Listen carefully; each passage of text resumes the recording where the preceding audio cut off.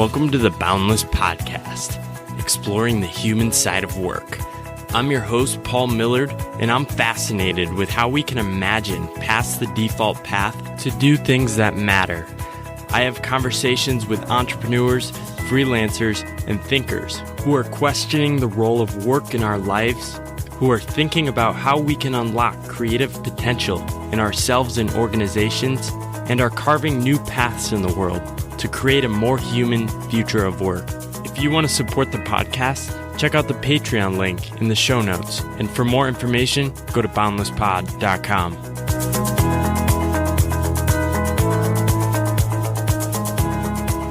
Today, I talk with Andrew Taggart, a practical philosopher, entrepreneur, and teacher. He has helped raise tremendous awareness over the last several years and really been an inspiration for me about how our modern conception of work is undermining our attempts to seek out the good life. Welcome to the podcast, Andrew. Thank you very much for having me, Paul. So I'd love to start with something you wrote a few years ago in a book you titled The Good Life and Sustaining Life. And in that you quote, "There may be no greater vexation in our time than the question of how to make a living in a manner that accords with leading a good life." So I'd love to start there and just maybe lay down some definitions of what do we mean by the good life? Right. That book was written in 2014, and it might help to know that, as with many books I've written, it comes on a certain occasion, and the occasion in this case was just before teaching at a social entrepreneurship school in Denmark called Chaos Pilots. And so at the time I was trying to think about some questions that are of particular concern for social entrepreneurs, but obviously go well beyond them. And so I titled the book The Good Life and Sustaining Life. There are a few basic thoughts in the book. One is that these are actually separate questions. How you sustain a human life, how it can continue to go on in its existence, differs in nature and kind from what the nature of an excellent life is. And I've noticed the various ways that we may get into in this conversation today that we muddle that distinction, running one together with another.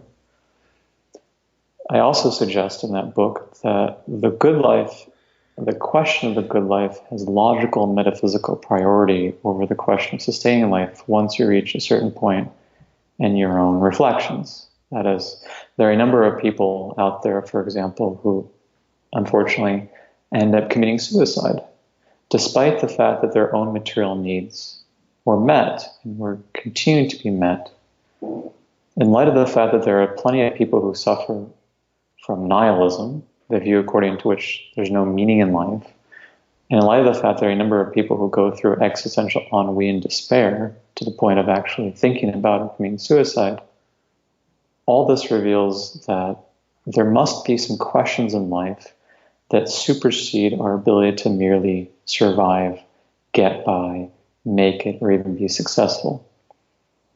To your question then, the good life is really a placeholder for those sets of questions.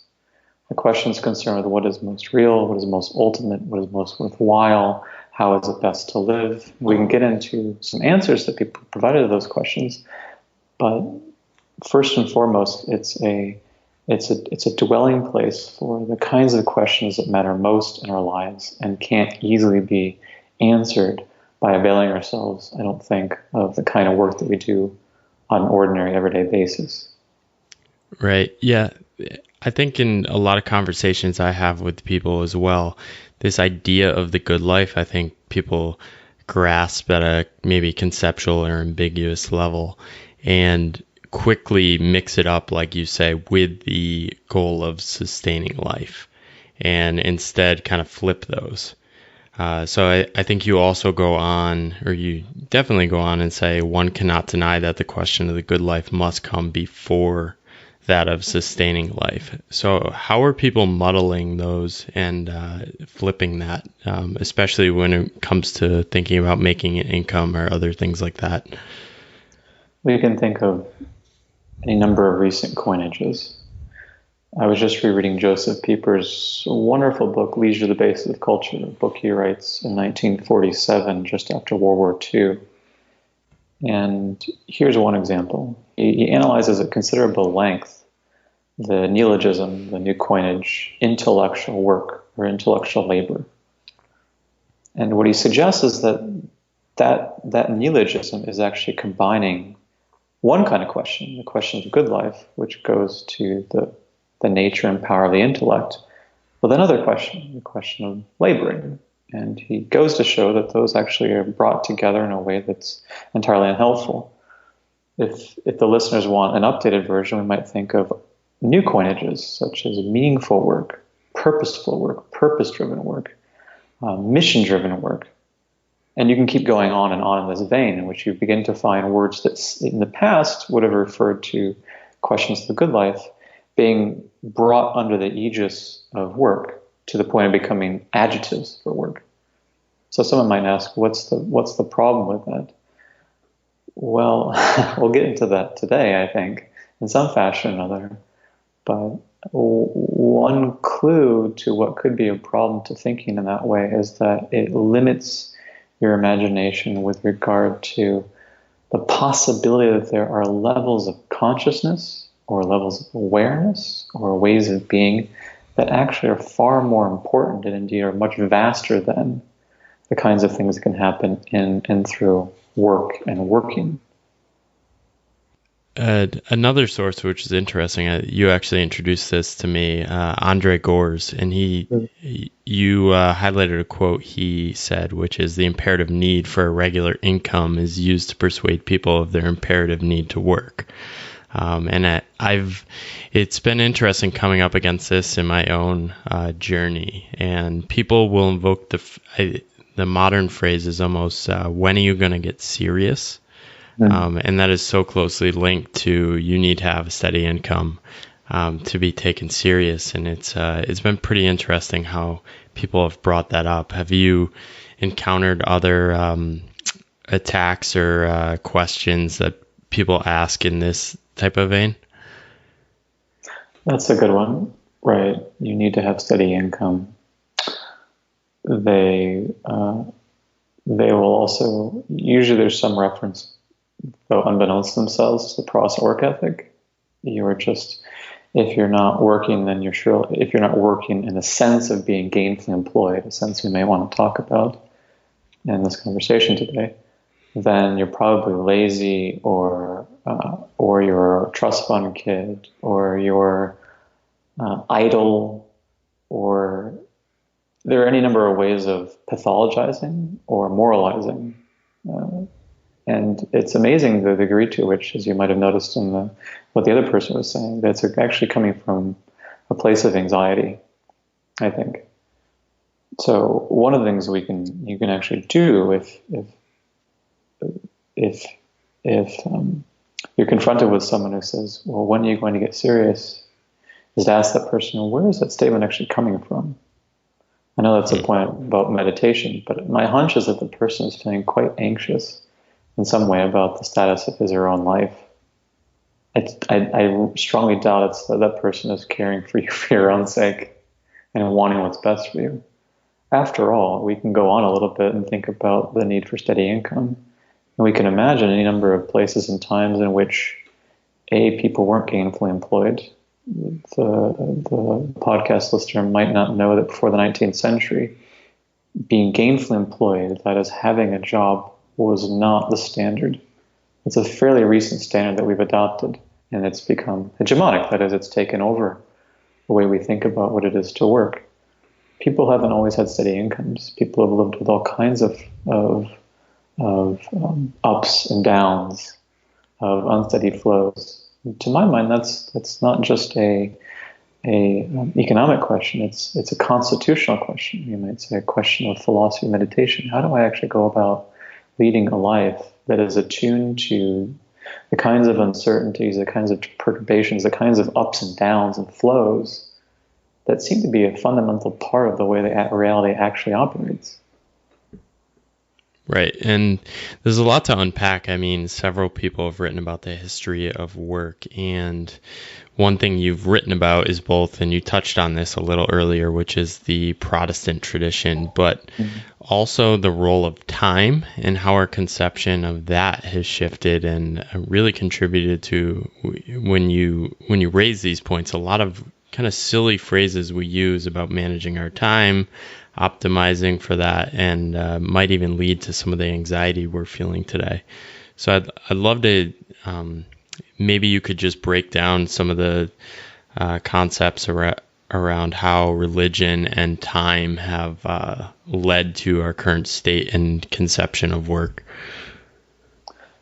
Well, my point of departure is pretty far afield from something as mundane as work, and that's the loss of a picture of the world of the universe, a picture in which human beings used to be, well, let's use Christian language here, used to see themselves as being created beings, created in the light of the Creator.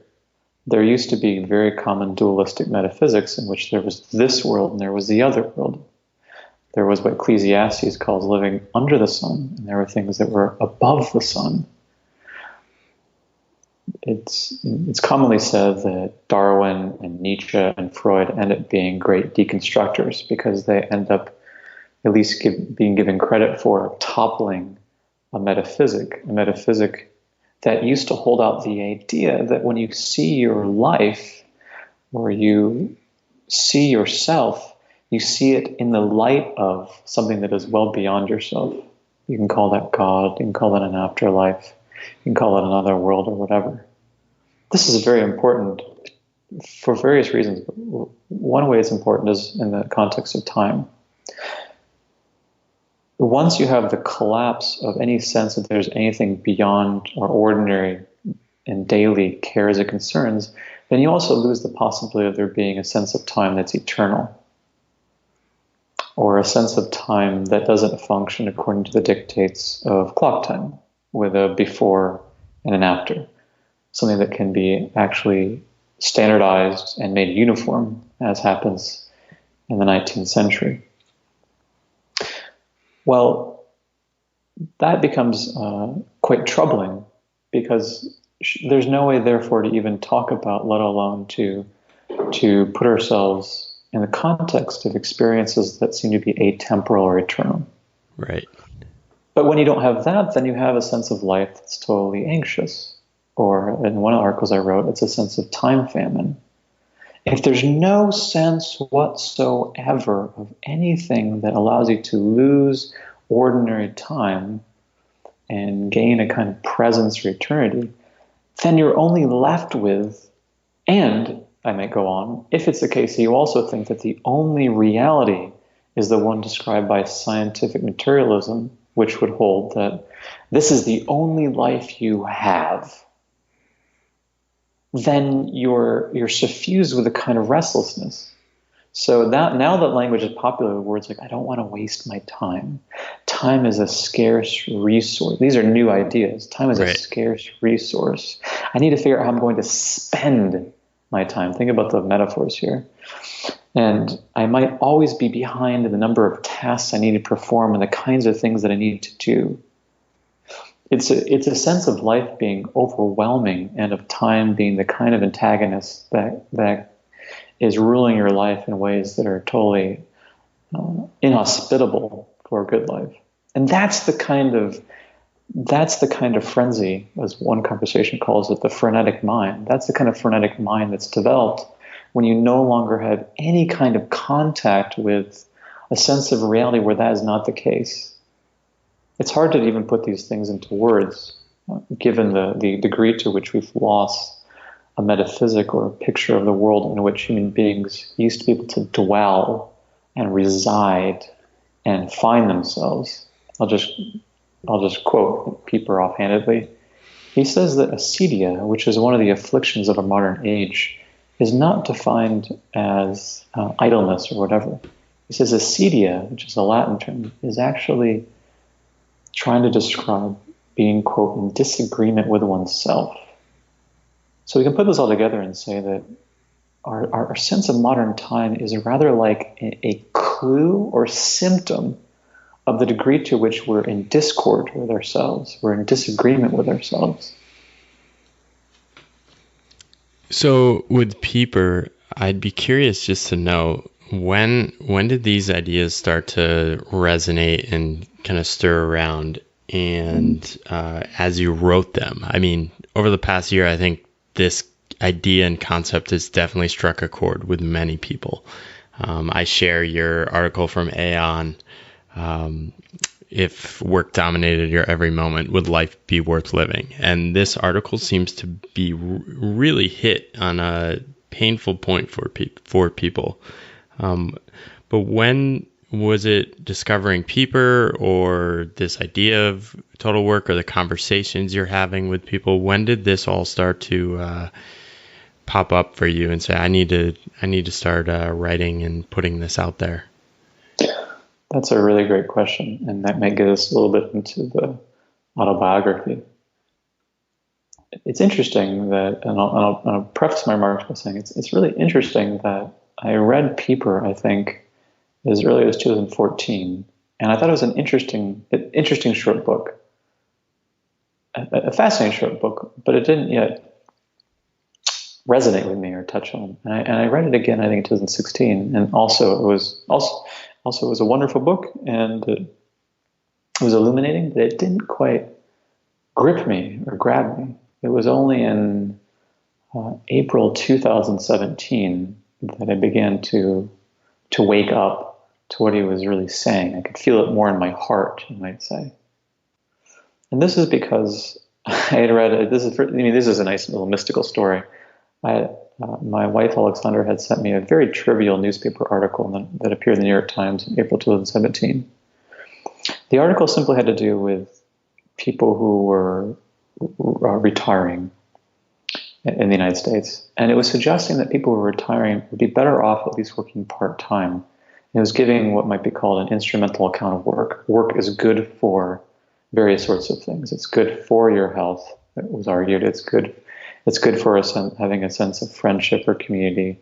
It's good for having a sense of purpose and so on. And from a certain point of view, that's just common sense. Right. And it's not something, if you just read it as a newspaper article, it's fine, it's trivial, it's something. But I saw I had a gestalt shift. The gestalt shift was I could finally see what Pieper was getting at. And it made me want to throw my computer across the room. I was so angry with this. I was so angry with it. And the anger, as you might know, is totally disproportionate from what I described. So when something is, a rule of thumb is if you feel an emotion that's disproportionate with the situation at hand, there's probably something very important to investigate there. And what I began to realize is that I could go back and see the conversations I have with conversation partners who are living all the way around the world. And some are living in San Francisco and Silicon Valley. Some are living in New York, many of which are scattered throughout the world. And I could begin to see that the kinds of things they were talking about began to be intelligible in the light of Pieper's ideas about total work. This is the first time I thought, wait a minute, could it actually be the case that what Pieper had prophesied in 1947, I'm using that word a little bit loosely here, actually is coming to pass now? That we actually are living in an age of total work. So it's something like a gestalt shift. It's like, holy shit, right. This is not just an interesting book, right? This is, among the many interesting books on my bookshelf, it's not just an interesting book detailing a particular period of time in Germany after World War II and wondering about what leisure could be and how it could be a state of the soul, and saying some things that I feel really antiquated. I thought, holy crap, he's actually speaking to us. It's that moment when I thought something has to be written about this. And then I wanted to think, it's simply not enough. And this happens often with people who have some kind of mission or, in the Buddhist sense, service in life. They begin to realize that it's really not enough just to talk one-on-one to people. And so I thought the one way to try to bring this out into the public sphere, and it should be borne in mind that I had been living quite reclusively from around 2013 to 2017, pretty reclusively. I felt that it was so strongly that it needed to be brought out into the public sphere that I left behind a certain kind of contemplative reclusiveness. The things that I've been writing about before that had to do more with kind of the nature of higher reality, questions of philosophy and mysticism.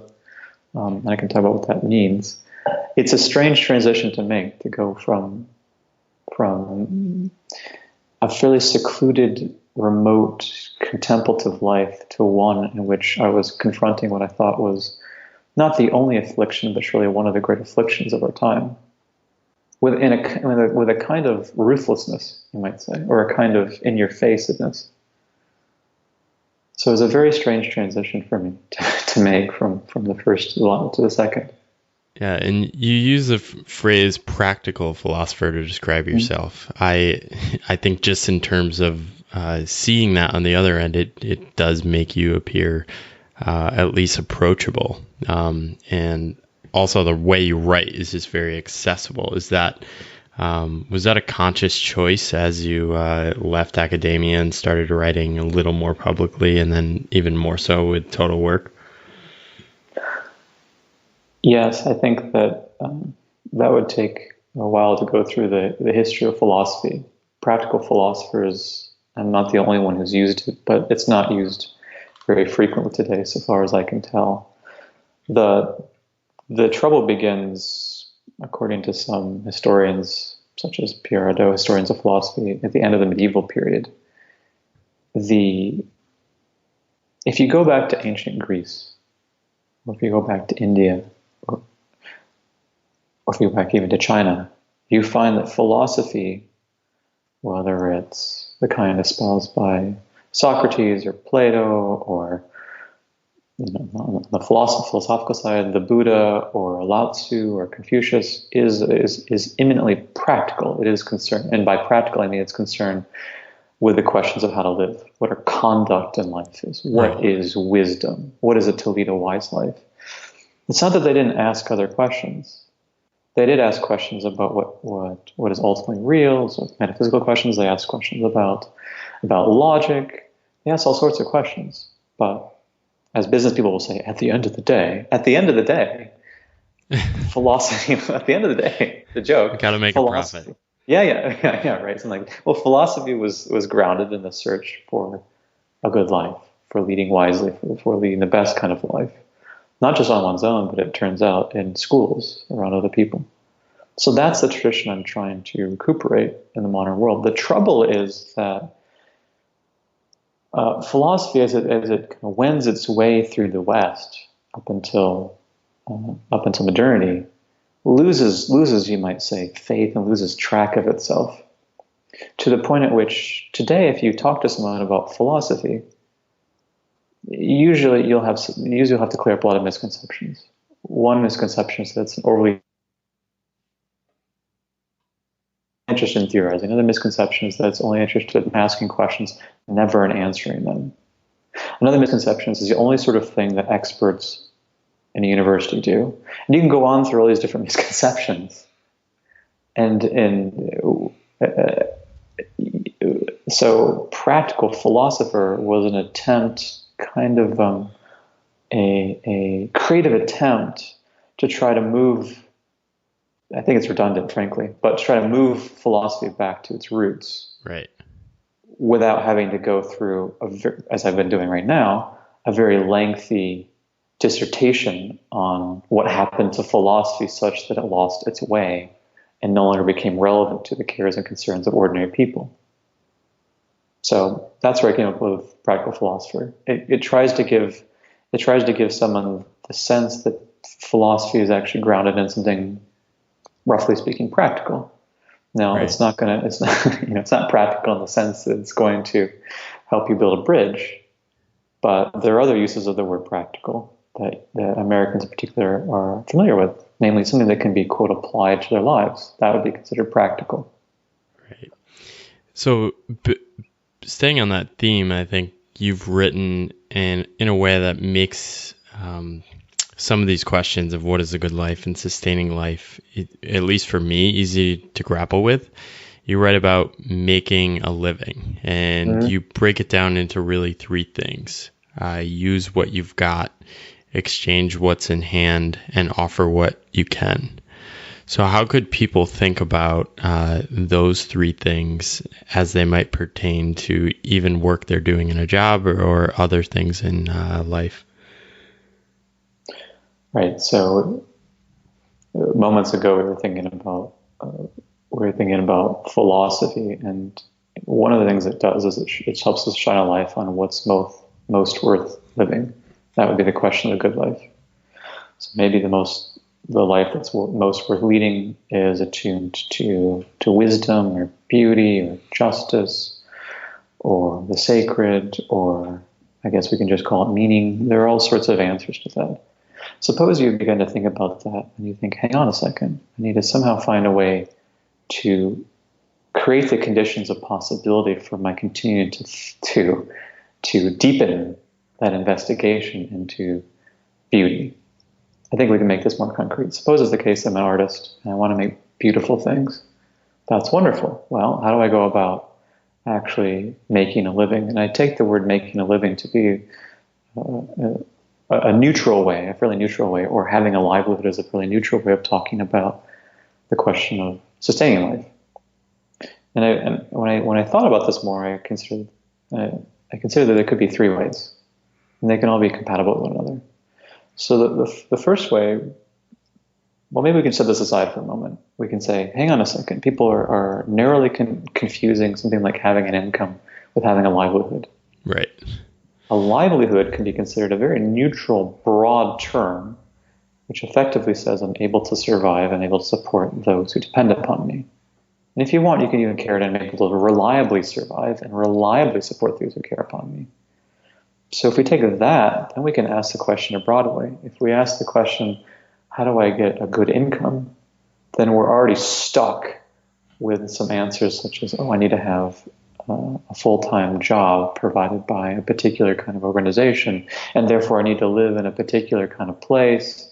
You get a whole suite or a whole way of life, a whole way of being in the world that comes out of asking that question. So we're trying to ask a broader question here. So there seem to be three different answers in there. They can be woven together in various ways. The first is an answer that comes from indigenous peoples and people who have lived off the land. It holds that it actually is possible to use the land in a wise and considerate and careful way. That might sound as if it's far afield from the lives that you and I are leading, but it's not necessarily. There still are people who live in eco-villages. There are people who, in the 60s, we saw a back to land movement. I think today we're starting to see some back to land. There are people who are trying to live closer to land. Maybe not on its own, but in concert with the other two. There's a poet named Wendell Berry who's been writing poetry for many years, quote, "The Good Life." Meanwhile, he's actually been a farmer for quite some time, sustaining life. So that's the first one. There are various ways in which we can think about living off the land. The second one is there are various ways we can think about not being gainfully employed in a narrow sense, but exchanging the sorts of things that are valuable in the marketplace. The marketplace, by my lights, is not necessarily a terrible thing. It's just a limited endeavor. So we need to learn how to be involved in fair exchanges with other people. That could mean, given that you're a freelancer, being involved in exchanges of value that provide some kind of service in exchange for money. There's nothing inherently the matter with that. But it may not be the end of the story. What if it's the case you live in a place with a low standard of living, right? So you're able to live off the land in a certain way, or maybe it's the case that you live off the grid. Meanwhile, you're able to be involved in forms of exchange with people that allows you to have some money coming your way. And there's a third way, the way that people are very unfamiliar with. It involves the concept of the gift in a broad sense. If you begin to analyze certain kinds of ways of making a living or certain livelihoods, you notice that there have been people who have been involved in non-tit-for-tat relationships that are not predicated on exchange or in forms of equivalence. And these are pretty obvious when you hear them. You can share something with someone. You can share all sorts of things with someone. And if you want to, you can take a heuristic. If you can share something with someone and you did that in lieu of buying it, then you're involved in gift. You can lend something to someone without interest. So maybe I go over to my neighbor's house and she offers to lend me some tools. I don't have to buy them. and then I can just give them back when I'm done. And you can be involved in various forms of gift. Maybe that would be one we'll talk about further. So I live in a gift economy, and that does involve receiving money from people all the way around the world. But the money I'm receiving is in order to sustain my life. It's not in exchange for something I have or have not provided that person with. So let's just imagine that you try to put these together. Then you might say, look, can I live in such a way that's closer to the earth, closer to the land?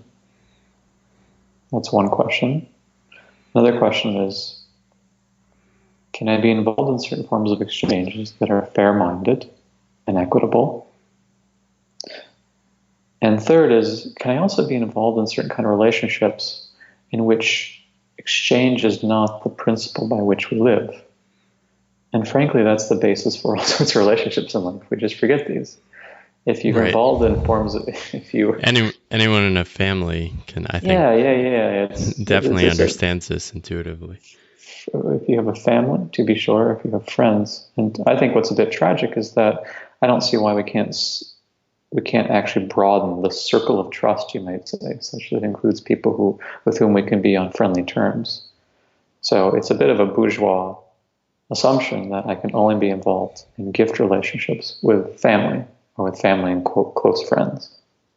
Why can't I actually expand that circle of trust? It's easier if one is involved in a religious tradition, because then you just say we're members of a church, for example, members of a synagogue, and you're more apt to be able to engage in forms of gift. But there's really no reason, and especially today is an interesting time, in which you actually couldn't expand that circle of relationships, that different kind of economic flow with people with whom you can become friendly.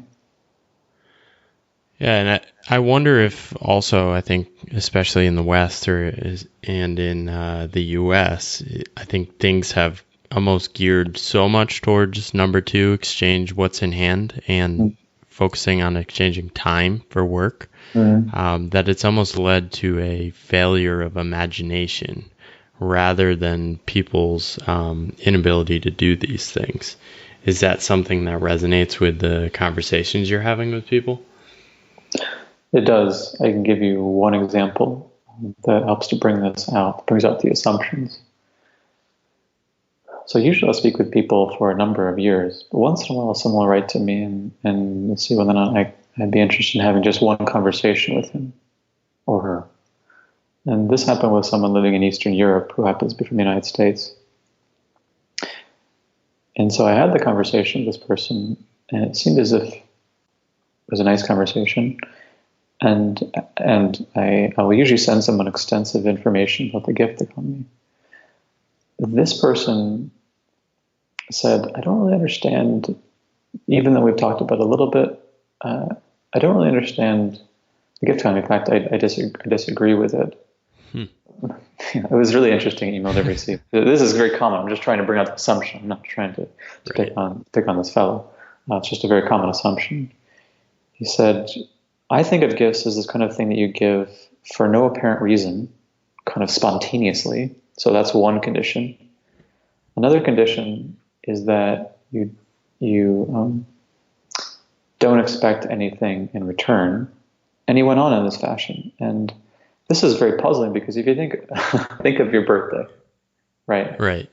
You have the expectation that your parents will give you something. You don't know what it is, perhaps, but they will. It'd be strange to say, actually, I had the expectation you're going to give me something on my birthday, and therefore that nullifies it as a gift. Right. There are all sorts of times in which gifts are not necessarily unexpected; they are expected. And so he ended up trying to give money to me in the form of exchange based on the idea that it was a service. I bring this up because this is a very common assumption people make. So it was based on kind of the value I gave to him and the amount of time I, quote, spent with him. And it's interesting because it's not that he gave very little. He gave a fine number, but it didn't feel very good. And there's a phenomenology of giving and receiving that differs in nature and in kind from the phenomenology of being involved in transactions. The transaction is clean, it's frictionless, It comes with certain kinds of expectations, and if anything, you feel a bit relieved when someone pays your invoice, right? And you feel a bit burdened until that happens. There's a whole set of experiences associated with that.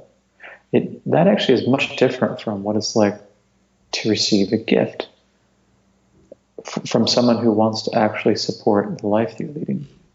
It's really nice once you have the flavor of those two.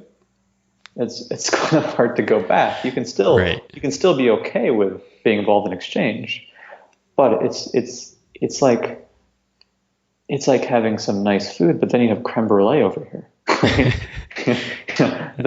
It's amazing. I'm sure you've had this experience, even with something like PayPal. I'm sorry, or with Patreon. It's not a great example, but at least it gives you some flavor. Wow, someone out there, someone I don't even know, wants to support my life, and not because I did something in particular. It's because there's some hint that there's something about the way that I'm living, this person wants to support. So that brings us full circle back to the question of a good life and sustaining life, and how you lead a good life, and how you're able to support that life in a way that's, quote, consonant with the good life that you're leading. Right. That definitely resonates for me as well. I've found the upsides of the relationships through the gift have just been well beyond what I've expected. I think a lot of my conversations or relationships with people have turned into something that you're almost both acknowledging at the beginning that, okay, this is a long-term relationship where we kind of believe in each other. We don't know what will come of it, but it's that commitment, and it's pretty powerful.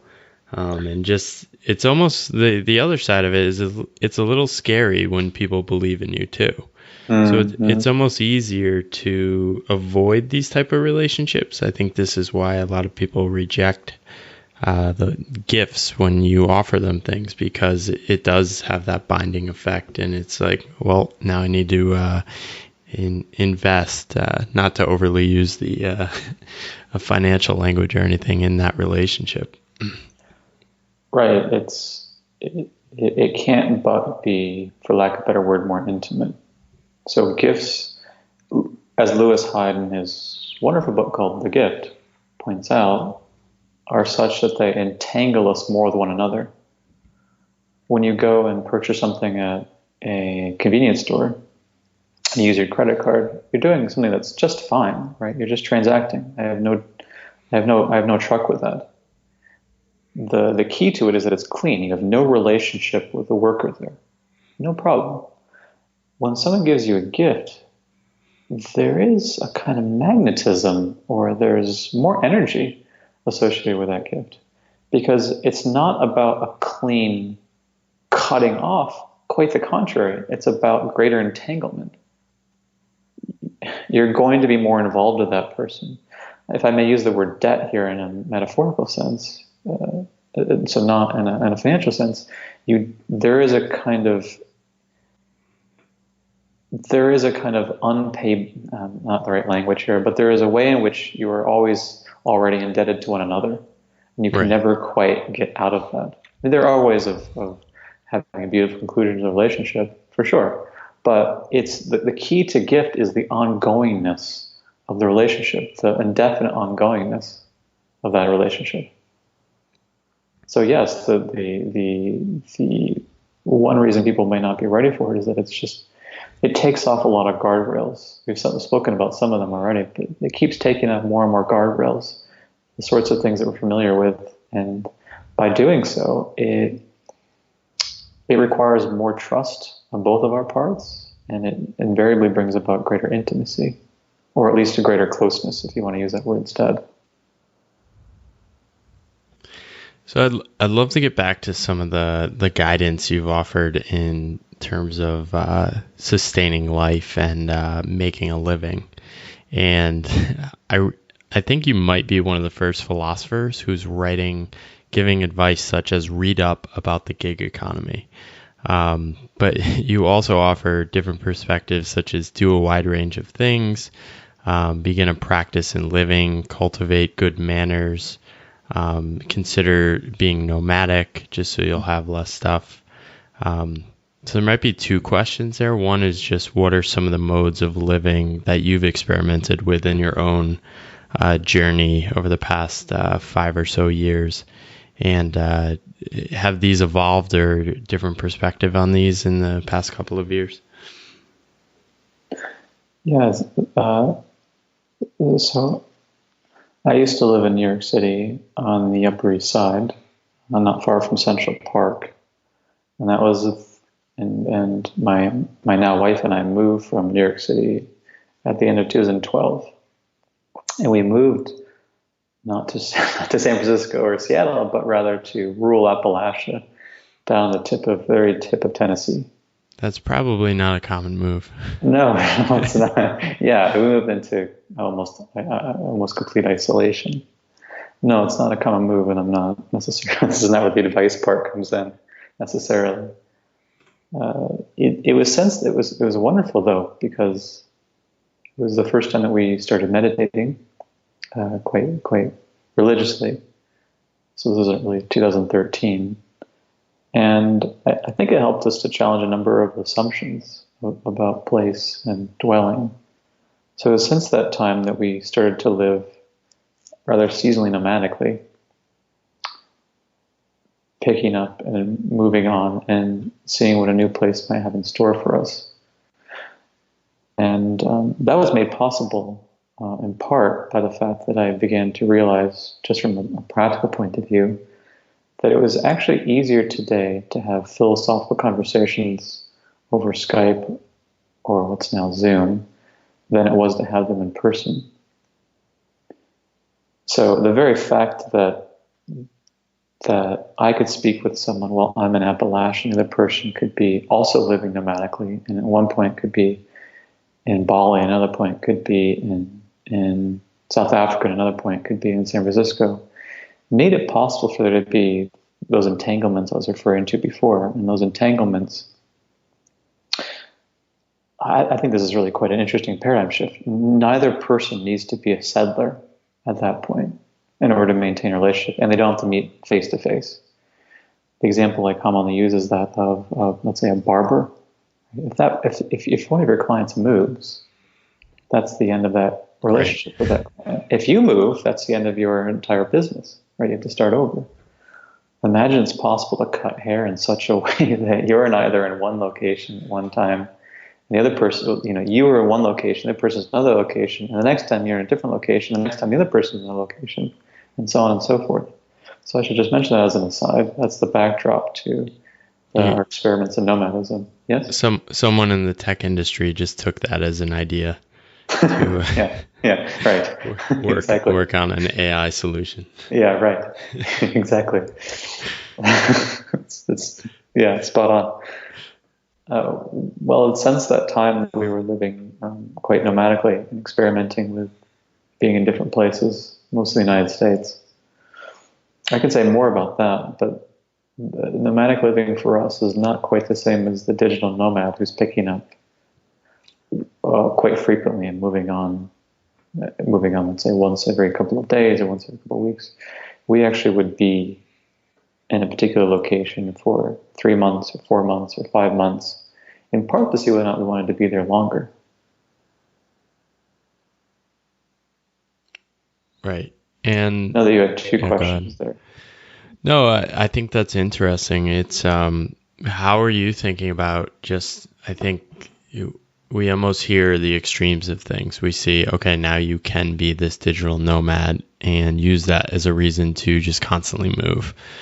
How do you think about balancing that with trying to invest or dedicate time to your local communities and still building those relationships? How have you guys approached that in the places you've been? I think that's one of the biggest open questions that's worth asking. And that question goes all the way back to the beginning of civilization. A historian and futurist, your podcast listeners might be familiar with, is Yuval Harari, whose first book I think is much better than the second one, the first book on Sapiens. And he describes, as does James C. Scott in his book Against the Grain, how civilization begins to build itself around 10 to 12,000 years ago with the advent of agriculture, single grain agriculture. The reason I'm bringing this up is that that's the beginning of settlerism. Right? That civilization tends to require settlement. So that's an assumption, you might say, in the background until quite recently. The assumption is that you might say a good life is the one that's settled in the context of a particular kind of community. It's one way of answering that question. And nomads and gypsies and people who are roaming have tended to be seen as being questionable status at best, right? Not necessarily to be trusted. I'm bringing this up because it's an amazingly fascinating question that today through the particular set of historical, cultural, and economic conditions, we're able to re-ask that question again. And the question is, well, is it better to be a nomad than a settler? What kinds of nomadisms are available to us? What kind of settlerism is available to us? And how do we begin to get that right? I know to answer your question, so now I'll come to my own life. It's still an open question for me and my wife. I think against the backdrop of this is something that another writer named Robert Bella has spoken a lot about. He's a late sociologist who talked, particularly in the 1970s and 80s, about the loss of community in American life. So if you're looking for, as we are in part, the kind of place where you can become rooted, at least for part of the year, then it's not necessarily clear as of yet that community exists. Consider, by contrast, the case of Mark Zuckerberg, who continues to talk about Facebook bringing about, quote, connections and community. But I have no idea what a global community means. That's a neologism, right? What in the world could that possibly mean? You have examples that you can come up with. When you envision a community, you might envision a community along the lines of what this New Yorker writer wrote about in a piece on Orange City, Iowa. It still exists. It's a place where it's multi-generational. It involves there being neighbors who come by when you're sick. It involves gossip, right? It involves a certain conformity. It usually involves a certain religious uniformity, right? And so on. You can begin to imagine that, but apart from Orange City, Iowa, where do you actually see that existing? So I haven't, on our travels, we haven't seen too much of this. Too much of the idea that there is actually a rooted, grounded community that has a multi-generational character in which people are coming together not just for the sake of mutual interests, but because they've got each other's back, you might say. They've got each other's backs. So to me, these are questions that are being thrown into the air in what I call an unsettled time. We're unsettled because we don't know whether it's best to be a settler. We don't know whether it's best to be a nomad.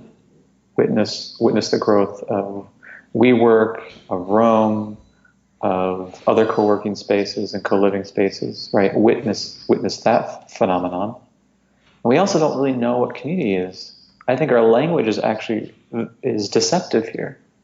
The more we speak about community, the more we speak about folks, about there being folks, the less encounters we actually have with communities and folks. Yeah, it's an interesting question. It almost, as I'm thinking about this, it almost brings me back to the idea of total work, because this community you're describing could be a good descriptor of a small town I grew up in Connecticut, and a lot of it still has that, but without a lot of my generation, because my generation's success was really going to the city and getting these jobs. So it's been interesting to see the generations before me. Everyone is still there and does have that close-knit community, but then it's very fragmented when you get to our age, because we're spread out all over. And I mean, we have a lot of conversations, at least within our family, like, how do you sustain this? Everyone's living almost even on the same street. And it's very bizarre to be having these conversations, because you're balancing that with the definition of what success is, which is highly tied to work, with work increasingly in the city. Yeah. Right. And yeah, I mean, there aren't a lot of jobs where I grew up, but it's interesting to hear that, be having that conversation, and also just be knowing what people accept as what is seen as the right thing to do for people. So that's just to add to that particular movement has been really well described by any number of people. Carl Polanyi, in his book *The Great Transformation*, writes about how in the early industrial period we begin to see the forcible uprooting of people from the countryside and their subsequent movement into the city. That's just one example. Raymond Williams, in his book *The Country and the City*, describes this relationship as well, as does a recent book called *Work the Last 1,000 Years*, in which we continue to see the movement from embeddedness in a small town or a village on the countryside, and the shift to that in the city. And you can look at it in China. I mean, the seemingly inevitable industrialization process gives rise to these kinds of movements. Economists think this is a total upside. I think that I take a more measured view. It does allow for some people to disembed themselves from the problems with a small town community. Both of us, I suspect, are weirdos, right? Right. I like that word, right? I mean, I'm using that in a kind of a cheerful way. Right? We're weirdos. We're a bit strange. Well, small towns tend to be quite conformist in nature. They're a bit rigid. So there certainly are upsides to having that energy flow, the movement of people into more cosmopolitan spaces, such as New York City. It was wonderful, the kind of people I met there. So there is an upside, but people don't usually account for the downside, the various downsides. I think that's most evident, for example, in the case of the elderly. So how exactly are we going to care for elderly people as they continue to live longer and as families are no longer caring for them? You might say, well, it's obvious. It's category 2. We talked about that. It's exchange. Right. But yeah. I'm seeing my grandmother right now who's nearing the end of her life, and she's going through various kinds of institutions as her health continues to erode. And that is not the kind of death. If we're thinking about the good life, right, what is it to lead a good life? What philosophers used to say is that to lead a good life was to lead the kind of life in which you'd also have a good death. Montaigne, the Renaissance philosopher, thought that a good life was most evident when it came to how you died.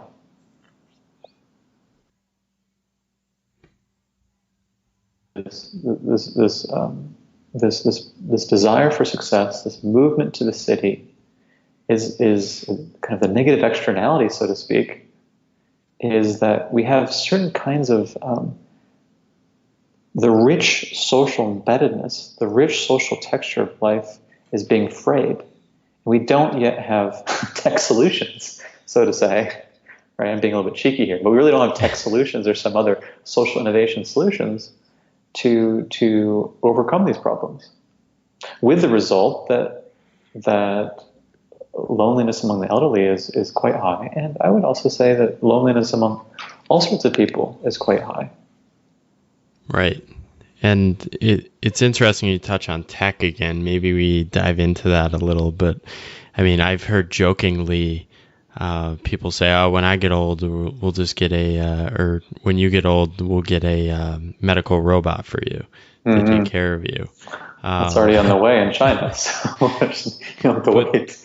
Yeah. Right. And I'm sure Japan as well with its elderly aging population. But you speak with a lot of people in the tech industry, and having these conversations around the deeper philosophical and ethical questions. And it does seem, I mean, if you just follow the big questions they're facing, they just seem to be totally missing the mark. So what's coming up in these conversations, and what should they be, or how should they be framing some of these questions? Great question. I recently started an LLC called a skole, which is from the ancient Greek, meaning the withdrawal from leisure, which also means work. It's kind of an inside joke of sorts. I started a skole as a way of explicitly trying to talk with C-level executives and startup teams about the kinds of assumptions they have surrounding the technology they're trying to bring into the world. And it seems to me that we're at a time at which technology, so it used to be the case that you could say that Silicon Valley was the kind of the nerdy kid who was rebellious, as some articles point out. Well, now it's the case that it's no longer the nerdy rebellious kid, it's the kid in power. Right. What's more, as Tristan Harris has pointed out over the last couple of years in his campaign against social media and phones, insofar as they're hijacking our attention, is that it's you can no longer take the innocent, naive line that it's just technology, that it's just a platform that's utterly separate from, and therefore not at all nested within, broader cultural, ethical, and political questions. I think we're at a point that's quite awkward, so to say, because I don't think, based on what I've heard, that a lot of people in positions of power and technology necessarily have the ability to think through these broader questions, even as they can't help but be confronted with them. So that's an awkward moment. It's a moment, what I might call a great muddle. It's a great muddle when you can't just sweep the questions aside. You remember Mark Zuckerberg talking before Congress, and it was a muddled kind of answer. Right. So you can't sweep the questions aside, but you don't yet have the ability to think about them very clearly. That, to me, is an amazingly interesting time. And so we don't yet know the answers to those questions, but the questions themselves need to be raised over and over again and with greater urgency.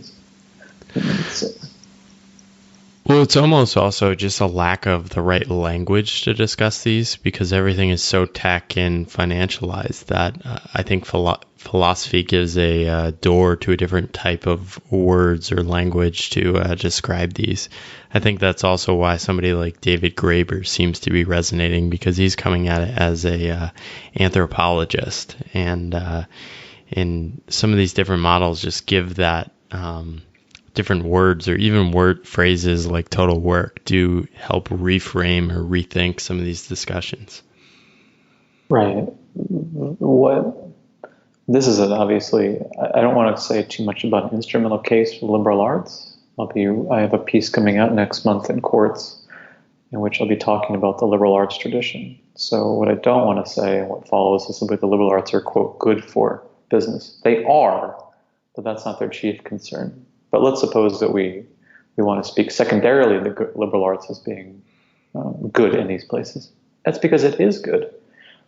That is, it does bring to bear a wider vocabulary with which to discuss society, psychology, philosophy, even religious assumptions. Take one word as an example: the word impact, right? Or scale. But stick with impact. Impact is a word that probably only makes sense based on consequentialist assumptions. Now, in philosophy, consequentialism is the ethical view, which holds that you want to bring about the best possible consequences, or at least the least undesirable consequences, or the most good, or least bad overall.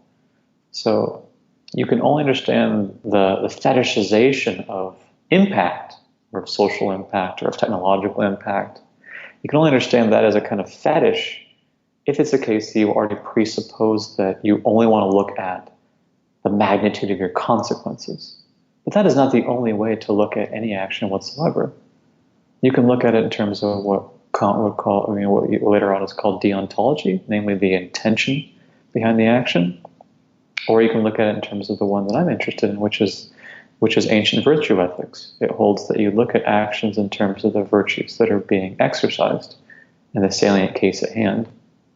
This is but one example. It's but one example in which the vocabulary is way too thin to talk about the impact, let's say, or the understanding or the significance of self-driving cars. Right. So you might have, I think I have people that listen to this who are in traditional corporate worlds, and they might say, all right, these are great ideas. I had a good time listening to this conversation. But to that population that might say, I can't just quit my job. How can somebody cultivate more of this philosophical mindset, or just one or two small practices they could do to perhaps move slightly further away from total work? Oh, yeah, that's a lovely question.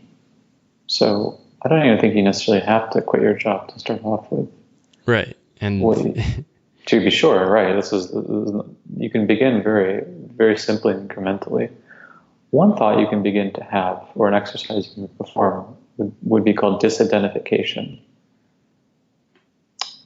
What you can do, for example, is begin to take your work less seriously in virtue of disidentifying from the identity with the worker. So Total Work's basic premise is that we are all workers. I mean, workers from first to last. When you introduce yourself to someone, almost invariably you will ask the person's name, and then you'll go on to ask what the person does for a living. That's a presupposition that's revealing total work and practice. So you can begin by just saying, hang on a second, I can actually perform the work that I'm doing for as long as I'm doing it, at least for the time being, without actually binding myself to the identity of being a CEO or being a middle manager or whatever is the case, or being a data scientist. Now, that's only a first exercise, because what's really interesting about that is if you actually perform it, you really do, so let's call it a meditation action, then something opens up within you. It's a question, well, who really am I? Who fundamentally am I if I'm not that? After all, if you begin to think about your life, you almost invariably think about it in terms of education as being an instrument for being in the workplace, and then being in the workplace as conferring upon you a particular kind of identity, and then being involved in the kind of game of ascending some kind of ladder or other, whether it's promotions or status seeking or greater compensation or whatever, right? You've been playing that game long enough. So if you disidentify from even playing that game, all the while still performing whatever duties or responsibilities you have, and if you begin to ask the question, who am I? Why am I here if not that? Then you have some starting points. The third thing you can really start to do is pay attention. This is the more interesting one so far, is how it's actually not satisfactory. The first two exercises might bring you to the third, but you could also come to it some other way. You could say to yourself, wait a minute, is it really the case that the rest of my life is going to be, quote, spent doing this kind of work? That each and every day of my life is going to be ordered according to the dictates of work? That there's something that seems, if I just look at it closely enough, inherently unsatisfactory, something that doesn't quite quench some kind of thirst I have, then you're well on your way to what might be called seeking. And seeking can take place even as you have a job. And then if you go from there, now that you're actually keen on seeking, you're keen on, wait a minute, what is this whole damn thing about if it's not actually about work first and foremost? At that point, then, it's amazing what sorts of things might open up to you. You might start caring about other things. Now, this is usually people say, oh, you need to have a hobby. Hang on a second. Right? Usually older people say, well, you need to have hobbies. That's a little bit too thin. I mean, I'm not saying you can't have a hobby or some hobbies, but there definitely are things in life or aspects of reality that reveal themselves to you that are much more meaningful than having a hobby. And those are the ones still to be discovered. Right? So you disidentify from the claim that you just are a worker. And then you begin by slowly going into a deeper and deeper search or inquiry into yourself or into the sorts of things that you might start caring about. And that'll take you a long way away from the idea of being just a total worker. That's amazing, and I think a gift to people and very practical, if I will, advice. I might offer step 4 would be subscribing to your Total Work newsletter. So if people did want to engage more, where can they find what you're working on and writing about? Right. I'm writing a book on total work, and the newsletter, which comes out once a week or once every 2 weeks, can be found if you Google my name, Andrew Taggart, Total Work Newsletter, or we could probably include a link in the podcast. It's going to be, I think, GetReview / Andrew Taggart or something like this. Yeah, I can link to it. That's great. Well, fantastic. I think you've offered a lot of wisdom for us today, and I definitely learned several things. So thank you so much for spending the time today. Well, thank you very much, Paul. It was really a pleasure. Thank you for listening to the Boundless Podcast. If you have feedback, guest suggestions, or ideas I should explore, I'd really love to hear from you. One of the best things about this journey I've been on is connecting with all the people from around the world who are resonating with some of the ideas, some crazy, some better, some worse, that I'm putting out into the world. You can email me at paul@think-boundless.com or find me on the various socials, which I link in my site. So I'm focused on keeping this podcast ad-free, clear of requests for ratings on various platforms. Basically just want to keep it useful, interesting, and worth listening to. You guys hear enough about different underwear and sleep mattresses that people are pushing. I mean, how many mattresses can people sell? It's unbelievable. Anyway, if you do want to support this podcast and support this crazy journey I'm on, you can do that on Patreon through the show notes link. And this is just so much fun, and I really thank you for listening and the continued feedback and support.